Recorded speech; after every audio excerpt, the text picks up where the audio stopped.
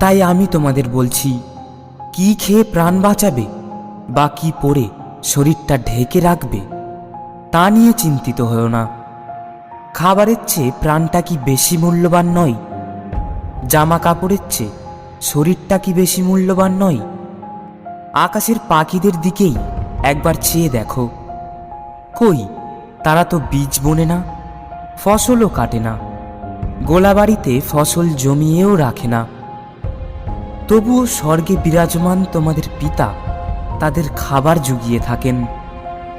তোমাদের মূল্য কি তাদের চেয়ে বেশি নয়? বলো, তোমাদের মধ্যে কেই বা দুশ্চিন্তা করে নিজের আয়ু এতটুকুও বাড়াতে পারে? জামা কাপড় নিয়েই বা তোমাদের এত দুশ্চিন্তা কেন? সম্পূর্ণ ভিডিওটা দেখার জন্য নিচে দেওয়া এই লেখাটার উপরে ক্লিক করুন।